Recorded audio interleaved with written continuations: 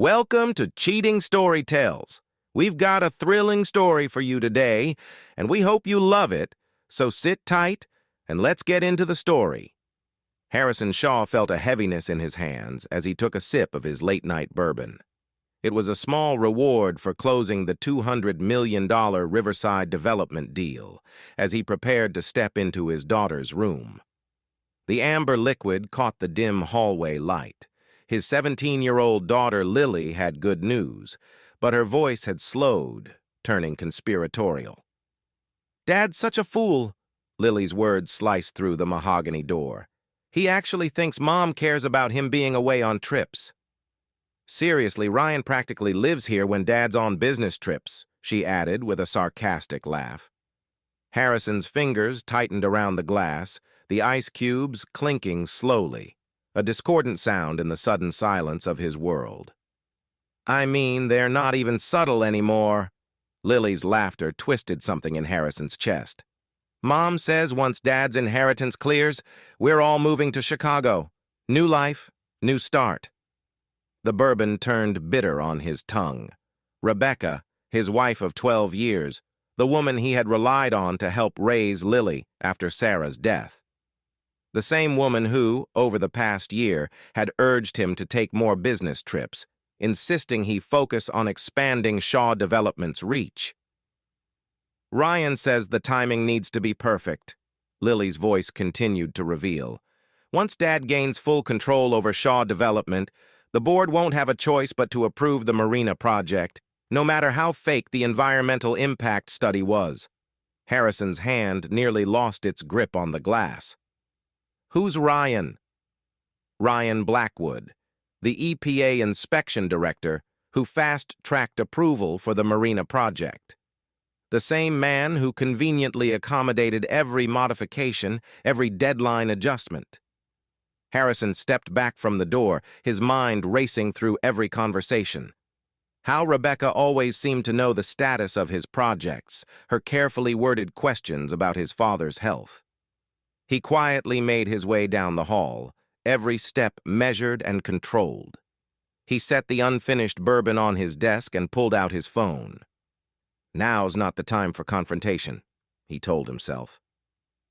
3 calls later, his private investigator, Jack Monroe, was on his way to the office. "I need everything," Harrison said quietly. "Every meeting, every phone call, every document that's crossed my father's desk over the past year. And yes, my wife's activities too." Jack's voice was professionally cautious. "This is going to be expensive." Harrison responded coldly. "Money is no object." He opened his laptop and accessed the offshore accounts he had set up since Sarah's death. "Discretion is all that matters. No one can find out, especially not my daughter." After ending the call, Harrison made himself a fresh bourbon and downed it in one go. The familiar burn in his chest couldn't compare to the cold rage seething within him. Rebecca had not only betrayed their marriage, but had corrupted his daughter, jeopardized his company, and compromised everything he'd built. But she had made a fatal mistake. She thought she was dealing with a broken man, someone so consumed by business that he hadn't noticed his home falling apart. She had no idea about the contingencies Harrison had put in place after Sarah's death. She didn't know that Harrison Shaw had long learned never to put all his power in one place. The next morning, Harrison maintained his routine with practiced precision. Breakfast was the usual, with family coffee while Rebecca went on about her plans to redecorate the sunroom. A polite goodbye kiss, and he left for work. Harrison met Jack in a private room at the Carlton Hotel. "It's worse than you think," Jack said, spreading photos across the table. "Every business trip you've taken in the past 18 months has coincided with EPA inspections at your project sites." Harrison studied the surveillance photos, Rebecca and Ryan entering hotels, restaurants, even their own home. But it was the timestamps that told the real story. Harrison tapped on one of the photos. "These meetings align with every board vote or regulatory deadline. They're orchestrated," he said. Jack confirmed. Your wife didn't get directly involved, but she specifically chose Ryan Blackwood. Look at these other photos. Rebecca having lunch with other EPA officials, and Ryan meeting with competitors who mysteriously pulled their bids on prime properties. The Marina project wasn't their first target. They've done this before, Jack continued. Different cities, different companies. Ryan finds a vulnerable executive, and Rebecca feeds him the weaknesses. Harrison's voice remained steady, but his eyes were cold as steel. What about my father? Harrison asked. Jack hesitated before replying, This is where it gets interesting. I spoke to his nurse, Maria Torres. Your wife visits him every Tuesday afternoon, brings him magazines, keeps him company. But she also brings documents disguised as medical forms. Your father's signatures are on these transfer papers linked to board proposals. Harrison's fist hit the table, the first crack in his composure showing. He's dying of cancer, and they're using him, he said, his voice cold. Jack pulled out more documents. Once your inheritance clears, you'll have a controlling interest in Shaw Development. But these transfers your father is signing, it's all part of a complex web of dummy corporations. On paper, it looks like you're in control, but in reality, Rebecca and Ryan are pulling the strings.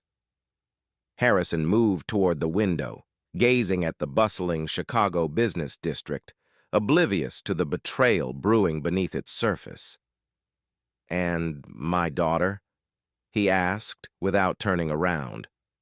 Every time you worked from home, she listened in on your private calls and reported back to Ryan. Her trust fund isn't just generous, it's being managed by one of Ryan's shell companies. The reflection in the window showed no emotion, but Harrison's words carried deadly weight. They turned my daughter into a spy, he said quietly. There's one more thing, Jack added, pulling out a final folder. Your first wife's accident. I found some irregularities in the original investigation. Harrison slowly turned. Sarah's death wasn't an accident? I need more time to confirm it, Jack said. Just then, his phone buzzed. He checked it. Your wife has accessed your father's medical records. She's moving faster than we anticipated. She's playing right into my hands, Harrison said softly. He pulled out his phone and dialed a number from memory. Thomas, this is Harrison Shaw. I need a meeting with my father's attorney tonight. The offices of Brandenburg and Associates cast long shadows in the twilight of Chicago. Harrison sat across from his father's attorney, Gerald Brandenburg, who had managed the family's affairs for the past 30 years. As the elderly lawyer, Gerald, reviewed the documents Jack had provided, he rubbed his tired eyes and removed his glasses. Harrison, this is orchestrated corporate fraud. These medical forms signed by your father are transferring control of key subsidiaries to offshore entities. It might be possible to reverse some of it. He paused. But Harrison had more to uncover. Gerald pulled out another file on your daughter's trust fund, which Rebecca had insisted on setting up last year. Once these transfers are completed, it will be structured as a corporate holding company. Technically, Lily will control 30% of Shaw Development's voting rights, but Rebecca will control them until Lily turns 25. Harrison's voice was cold as ice. They're using my daughter as a corporate puppet, and with Ryan Blackwood's position at the EPA, they can push through the Marina project approval, tank the company's value, and walk away with millions, destroying everything my father built. Harrison moved toward the window, where the city lights blurred into a constellation of betrayal. They didn't realize I was prepared for something like this. Not exactly this, but ever since Sarah's death. Gerald raised an eyebrow at the mention of the Geneva accounts. I learned the hard way that trust is a luxury I can't afford, Harrison said, turning back toward the desk. Show me everything they've signed, everything they've transferred. I need to know what they think they control right now. They traced the intricate web of shell companies, hidden within firms holding offshore accounts tied to legitimate businesses. At the center was the Marina project, a development poised to make millions on paper while devastating the local ecosystem. "Where's the real environmental impact study?" Harrison asked. Gerald opened his briefcase and pulled out a sealed envelope that your father had kept privately for months. "The results are devastating. If this data goes public, the company might barely survive, but suppressing it would risk criminal charges." Harrison gave a faint smile, but it didn't reach his eyes. "You think pulling this off will be difficult? Justice?" Harrison took the envelope and added, "First, I need you to draft new documents, create duplicates, and mirror their board proposals. I want parallel versions, everything legitimate and ready to file. I'm going to trap them in their own game." Harrison's voice carried the weight of absolute certainty. "I'll let them think they've won. Then I'll show them what a real corporate takeover looks like." He checked the time. "Rebecca will be home soon, expecting me to be drunk and furious about the deal. Instead, she'll find dinner reservations and champagne. Let them think we're celebrating. I'm setting the stage." Harrison picked up his coat. "They think they're destroying my life. I'll let them believe that until I bring down everything they've built." At that moment, Harrison's phone buzzed with a message from Lily. "Dad, I'll be late. Study group with Emma." He texted back, "No problem, sweetie. Love you." The words tasted bitter, but Harrison Shaw had long understood that both business and revenge required the perfect poker face. Let them think they were winning. Let them think he was blind. Geneva was ready, and unlike Rebecca, Harrison knew the value of patience. He made one last call to Jack. "I need everything on Lily's friend Emma. Something about that connection doesn't sit right." The game was set, and Harrison Shaw had no intention of playing the fool. Meanwhile, Rebecca Shaw's day had started like any other, sipping wine at her favorite salon while browsing property listings in Chicago's Gold Coast. But the first ripple in her meticulously curated world came when her American Express concierge's message lit up her phone. Mrs. Shaw didn't pay much attention when her annual membership renewal kept getting declined, thinking it was just a technical glitch. But everything changed when her platinum card was rejected at Bergdorf's for a $112,000 handbag purchase. The sales associate's faint smile sent a wave of anger through her. Without hesitation, Rebecca quickly tried her personal black card, only for that, too, to be declined. Each subsequent attempt with another card met the same fate, and with every rejection, her face grew redder with frustration. Just then, her phone rang, and Ryan Blackwood's name flashed across the screen. She was urgently summoned to his office. Upon arrival, she found Ryan, who usually exuded confidence, now looking visibly shaken. Spread across his desk were documents that Rebecca had never imagined seeing. Ryan's trembling hands held divorce papers, but it wasn't just a divorce filing. Harrison had submitted federal whistleblower documents that meticulously detailed every fake environmental report, every manipulated inspection, and every bribed official. As she read through the documents, Rebecca's heart sank deeper with each word. "We controlled every process," Ryan stammered. "We destroyed all the real data, but now it's all coming to light." Ryan's distress was palpable. "All my offshore accounts have been frozen. The federal investigation is blocking every transaction. Even the Cayman transfers are shut down." Rebecca's phone was flooded with alerts.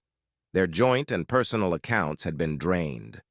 The biggest shock came when she learned that her daughter's trust fund holdings had been entirely converted into Shaw Development. "That bastard turned everything into worthless paper," she screamed in rage. With the real environmental data about to be exposed, their downfall was now inevitable. Ryan admitted, "Even if we avoid prison, we'll have nothing left." Rebecca sought help from her lawyer, Andrew Porter, but this time he firmly refused. "Not anymore, Mrs. Shaw. The FBI is watching every move you make." Rebecca screamed, "I never told Harrison to do this." But by then, it was far too late. Ryan handed her another document, a sheet of cream-colored stationery with Harrison's handwriting on it. "Verify the real environmental data," it read. Rebecca's face turned pale. The message shook her to her core, leaving her puzzled as to what Harrison's next move might be.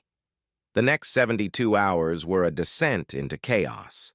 Every attempt, every transaction triggered further audits and deeper investigations. Rebecca furiously yelled at her fourth lawyer, "I need access to those funds now. Do you have any idea who I am?" Andrew Porter replied calmly, "Every transaction attempt is creating new evidence against you. You're working for them without even realizing it." Hearing this, Rebecca's confidence was shattered. Finally, Porter decided to withdraw his services. Rebecca was left with nothing, no money, no influence. Everything she had meticulously built was crumbling, all because of Harrison's well-calculated move. Each transaction, every call, only accelerated their downfall. The FBI surveillance team in the parking garage was monitoring her every move. Ryan pointed to the blinking red light on his office phone. "They're recording every word you say," he warned. Rebecca's voice was now filled with nothing but panic and bitterness. The looming threat of the environmental data going public now hung over her head like a sword. The empire she had built over the years was now turning into rubble. "There's no move left that can save us," Ryan said in despair. But Rebecca refused to accept defeat. Yet, there was nothing left to fight for. As the final summons arrived in the morning mail, it became clear that Harrison had orchestrated a complete takedown against them. This wasn't just him running away. It was a carefully planned symphony of destruction. She had never heard him speak with such honesty before, and now it wasn't just about environmental fraud and money laundering. It had escalated into corporate espionage. "Mrs. Shaw, this isn't just a conspiracy anymore. You're going to need a criminal defense." "Attorney!" the voice on the other end of the line said, before abruptly hanging up. Rebecca hurled the phone across her marble-floored living room, shattering her wedding crystal vase. Staring at the shards, she recalled the look on Harrison's face when he unwrapped that gift. Even then, he had seen through her, yet he never showed it.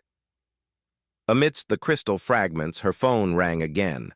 This time, it was her daughter, Lily, and there was an edge in her voice that Rebecca had never heard before. "Mom, something's wrong," Lily's voice quivered. "I tried warning Ryan about the FBI, but my calls were intercepted. Did you know?" Rebecca's blood turned cold.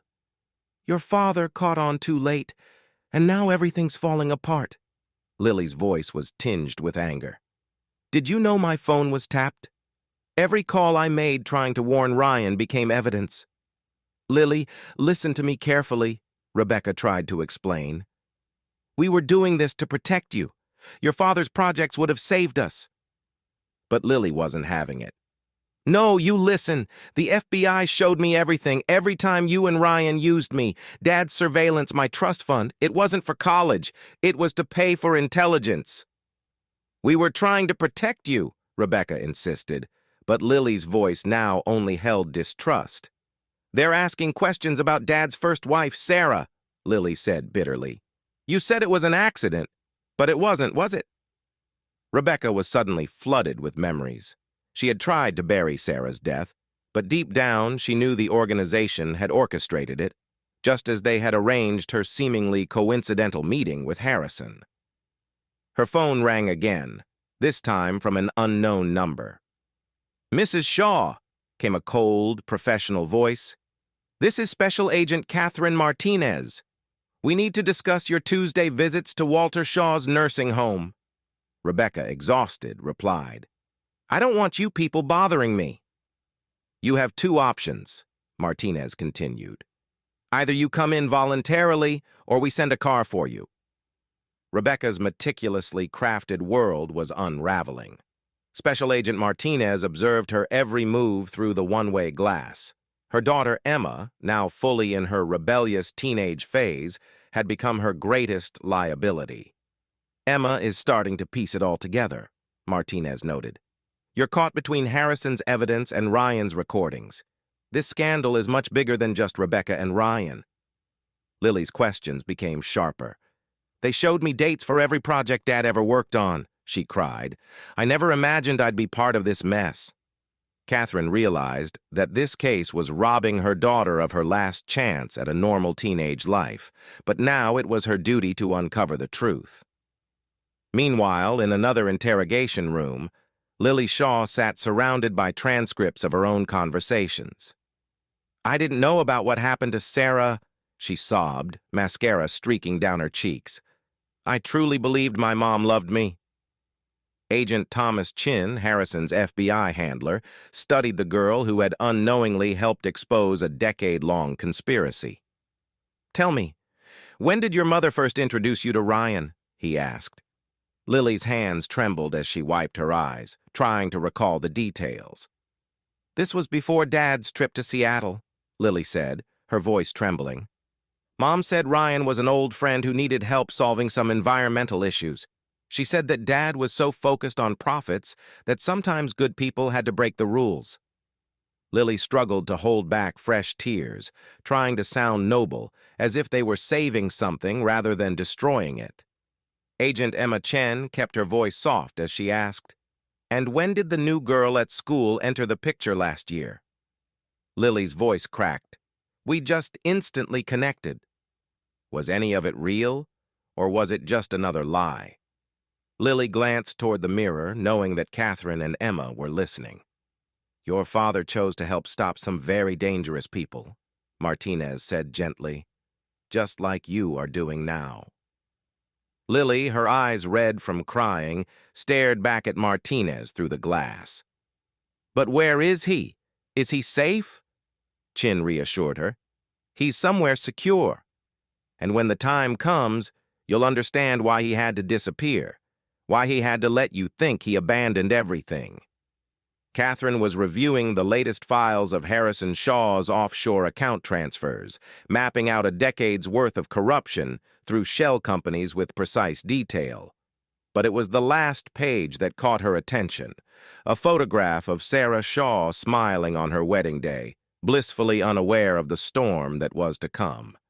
Harrison's calm voice came through the encrypted line from Geneva.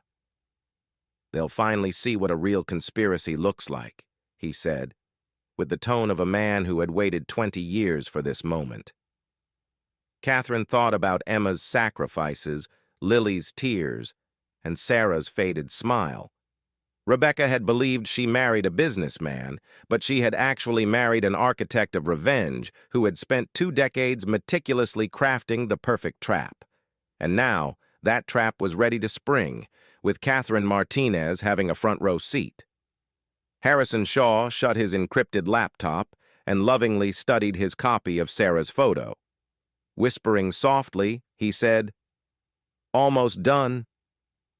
Meanwhile, the front page of the Chicago Tribune dominated newsstands, exposing a massive environmental scandal in the city's financial district. The headlines declared that another EPA director, Ryan Blackwood, had been sentenced. Below the headline was a photo of Ryan being escorted into federal court, his once pristine suit now replaced by an orange prison jumpsuit. After 3 years of investigation, Ryan's trademark arrogance had been shattered. 20-year-old Lily Shaw was now reviewing transcripts of her own recorded conversations. She carried herself with a hardened grace that only came from surviving betrayal. Gone were the designer clothes her mother had used to buy her loyalty. Instead, she wore a simple black blazer, a practical armor for difficult times. Special Agent Thomas Chin stacked another pile of files on the table. "Tell me again about the trust fund payments. When did you first notice the pattern after your dad's Seattle project during your junior year?" Lily's fingers traced the deposit records. $10,000 appeared after I told Mom about her private calls, and $20,000 when I forwarded her emails. She called them performance bonuses to help protect the environment. Chin nodded as he opened a folder filled with surveillance photos. "Your mom was methodical. Each payment matched specific information leaked." Lily's laughter was devoid of warmth. "I was so naive. The amounts grew to $50,000 after I installed her special software on Dad's home office computer, and it hit $100,000 when I started recording their board meetings. He showed her a photo from a charity gala, where Rebecca was holding hands with another CEO, who was later indicted. We have confirmed 3 other top executives from all major construction firms. After associating with key environmental projects, more images have surfaced. Your mother spent years refining her approach, identifying a vulnerable target, usually a recently widowed or divorced individual, establishing an emotional bond, and then slowly compromising them through their children, just like she did with me. But you were different, Lily. You resisted. Your testimony helped us expose corruption cells across 12 states. Rebecca Shaw sat in her interrogation room, wearing an orange jumpsuit that clashed with her still-perfect manicure. Federal prosecutor Diana Hawthorne reviewed notes from a 3-year investigation. "Let's discuss the Marina Project timeline," Hawthorne said. "When did you first target Harrison Shaw?" Rebecca's smile didn't reach her eyes. "You calculated it so well. Harrison was grieving. I offered comfort the same way you did for James Anderson in Seattle or Michael Chan in San Francisco." Hawthorne slid more photos across the table. Both widowers, both with teenage children, both running companies tied to major environmental projects. Just a coincidence? And what about Sarah Shaw's accident? Are you still claiming it was a coincidence? For a moment, Rebecca's mask slipped. "That was before my involvement," she said coldly. "I simply followed established protocols." Her composure returned, but she added, "Harrison had to be broken. In the end, they all break." She gestured to her prison uniform. "Now you see how it happened." Suddenly, there was a commotion in the hallway. Ryan Blackwood was being escorted for sentencing. His eyes locked onto Rebecca through the door's window, his face twisted with rage. "You promised me protection!" he yelled, struggling against his guards. "You said the offshore accounts were untouchable." "Mr. Blackwood," his lawyer tried to intervene, "she orchestrated everything. Fake studies, bribes, Sarah Shaw's death. It was all Rebecca. She's been running this operation for years." As the guards pulled him away, Ryan's desperate accusations began to crumble Rebecca's carefully crafted defense. Meanwhile, on a high-security private banking floor, where the ambiance exuded old-world sophistication, Harrison Shaw sat across from Anton Mueller, the head of private client services. Mueller placed an old leather portfolio on the desk and said, "The documents were preserved just as you left them, though the FBI's authentication request was unusual." Special Agent Catherine Martinez observed as Harrison opened the portfolio. 2 decades of patience were finally paying off. Photographs, account ledgers, trading records. The entire trail of corruption meticulously documented. But the true prize was a single USB drive containing every original environmental impact study his father had commissioned. Martinez had tracked Rebecca for years. "My father understood patience," Harrison said emotionlessly as he sifted through 2 decades of evidence. "He knew they'd try again after Sarah. They just needed someone they could underestimate. So he let them send Rebecca, knowing I'd already set up the Geneva account, knowing I had recognized their patterns." When all the pieces fell into place, a faint smile crossed Harrison's face. They thought they were corrupting another grieving executive. They had no idea they were falling into a 20-year trap. The evidence from Geneva went far beyond Rebecca and Ryan. It exposed a network of corrupt officials spanning multiple agencies, compromising environmental projects across 3 continents, and creating a web of shell companies that made the Marina Project seem like a high school science experiment. "This is just the beginning," Martinez said, reviewing the account numbers. "These records will reveal even more prominent names. We can trace the money to the top." Harrison closed the portfolio. "This was always part of the plan. My father knew a direct confrontation would fail. They killed Sarah for much less evidence. We needed someone on the inside. They thought they could control everything, so they chose you. But they chose poorly." When Rebecca's sentence was announced, the federal courtroom was filled with tension. A 3-year-long investigation had uncovered corruption at every level of environmental oversight. But today, justice would finally be served. "Judge Eleanor is here," Martinez said while studying the pre-sentencing report. Fixing a steely gaze on Rebecca, the judge said, "Sarah Shaw's death was no accident. The evidence gathered by Walter Shaw, later compiled by Harrison Shaw, conclusively proves that it was orchestrated by the defendant's organization. Mrs. Shaw was targeted after uncovering fraudulent environmental studies. This court has spent 3 years exposing the same pattern of corruption." Rebecca's face remained emotionless, but her fingers gripped the defense table tightly. "Marrying Harrison Shaw was no coincidence," the judge continued. "It was a calculated move. The court has proven that family ties were exploited systematically, targeting grieving executives through their children." Lily watched as her mother's facade finally crumbled. Every bedtime story, every shopping trip, every moment of supposed maternal affection was revealed as part of a decade-long tactical game. Emma Martinez's cooperation had provided crucial documentation of the defendant's methods. Judge Martinez noted the recorded conversations between Miss Shaw and Miss Martinez, which revealed not only personal crimes, but the entire corruption scheme. "This court views the defendant's actions as representing the worst form of environmental crime," the judge declared. "Using family bonds to promote corporate fraud, involving a child in a conspiracy to betray her own father, resulting in Sarah Shaw's death, harming both the environment and human life." The final sentence was harsh. 30 years without parole, the seizure of all assets, and over $50 million in restitution.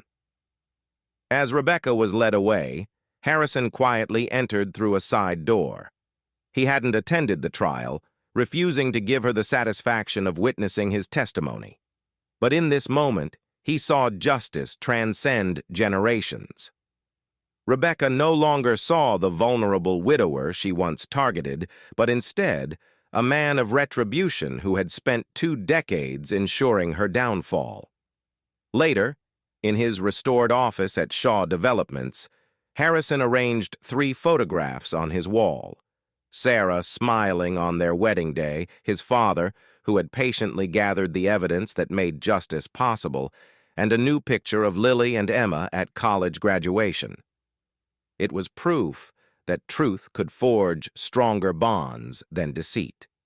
He kept the original environmental impact studies from Geneva as a reminder that some legacies are not measured in profit margins, but ultimately in justice. Before Lily could respond, there was a knock on the door. "The FBI task force wants to brief us. They've identified 3 more people suspected of tampering with environmental studies."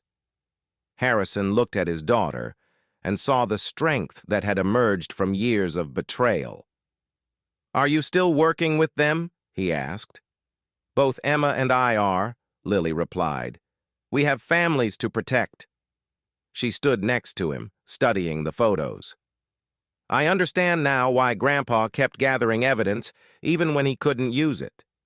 But why did you wait so long to spring the trap?" "Justice," Harrison replied calmly. "It takes patience and strength to see it through."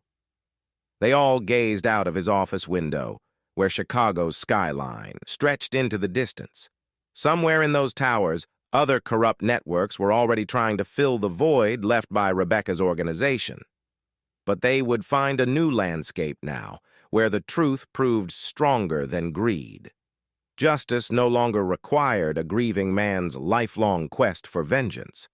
Evidence from Geneva showed that some victories aren't measured in stock prices or profit margins, but in the simple triumph of right over wrong, of truth over corruption.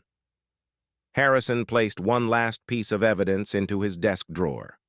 A photograph he had never shared with the FBI, showing Rebecca meeting with a figure whose identity would shake the foundations of environmental oversight. But he knew that was a battle for another day. Some traps take decades to set, and Harrison Shaw had learned the value of patience. 10 years later, the Federal Correctional Institution in Waseca, Minnesota, was a far cry from Rebecca Shaw's former Gold Coast penthouse. Once a powerful figure behind billions in environmental crimes, she now spent her days in an 8x10 cell. Her designer wardrobe had been replaced by prison fatigues. Her once perfectly manicured hands were now calloused from mandatory labor. 13 years into her 30-year sentence, Rebecca's arrogance had finally worn thin, confining her to a solitary wing after multiple failed attempts to manipulate other inmates. 3 years earlier, a federal prosecutor had approached her, seeking information about other members of her network. Rebecca's attempt to negotiate had spectacularly backfired when she discovered they already had everything they needed from Ryan Blackwood. Ryan, her former partner in crime, was serving his 25-year sentence at a medium-security facility in Colorado.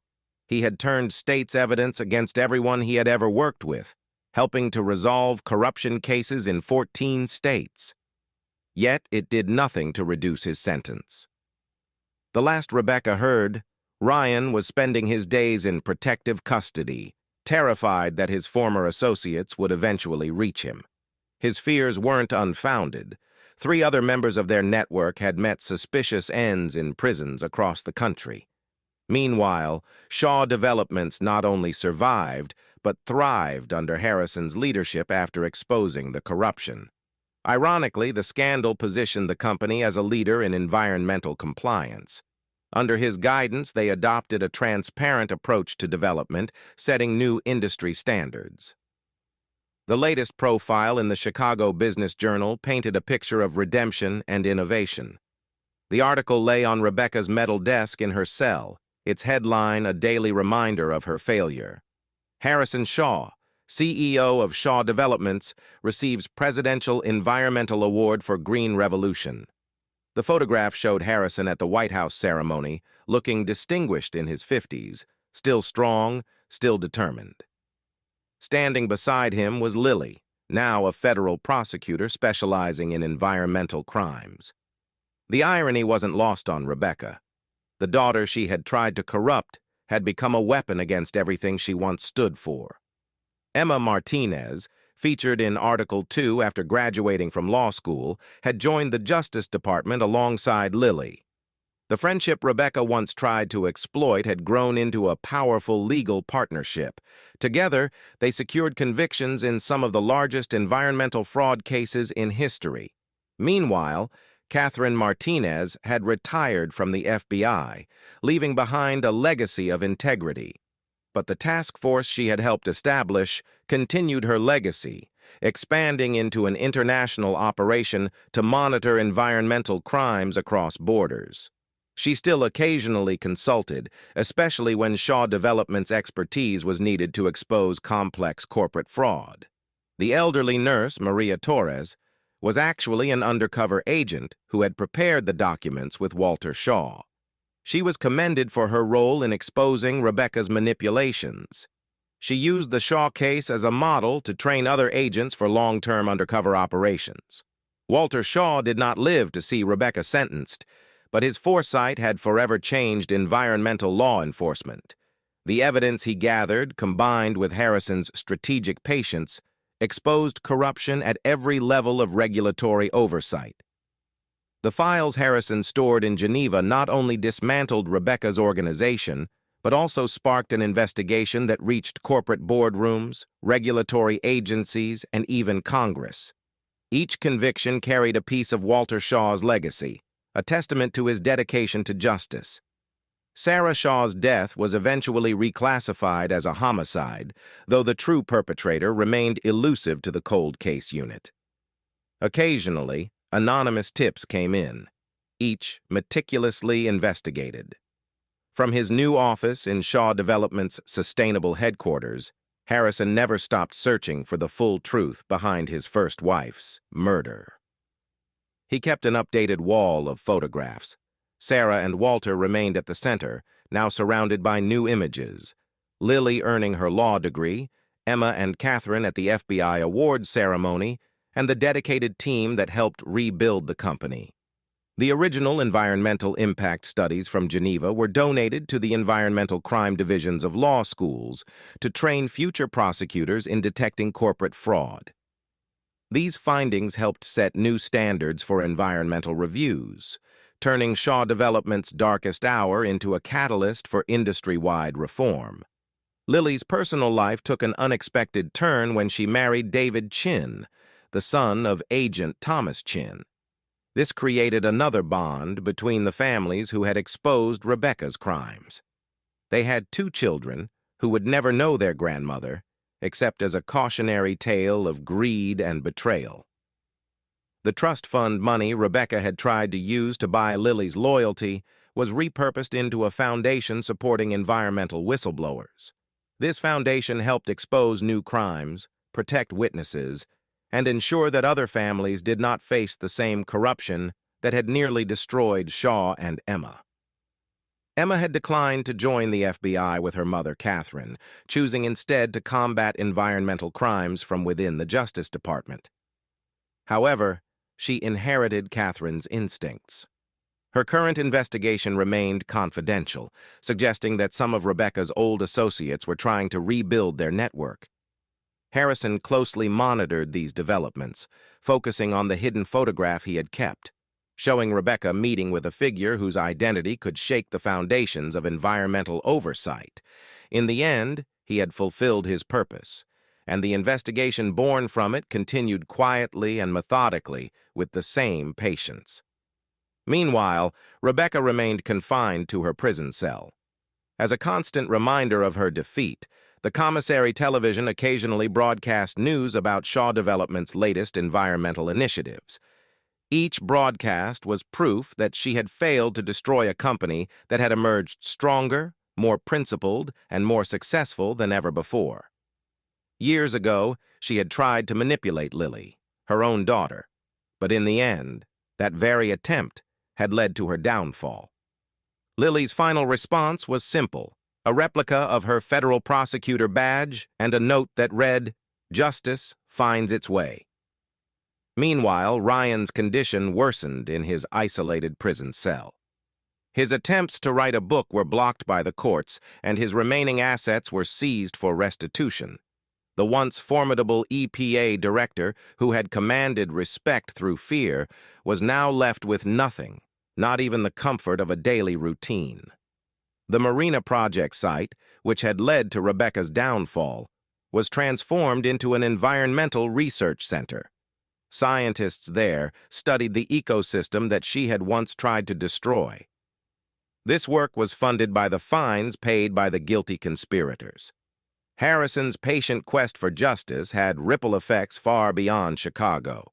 Around the world, environmental crime units were now studying the notorious case, learning how corruption could hide behind corporate facades and family ties. Rebecca's methods had become a textbook example of how not to succeed in corporate crime.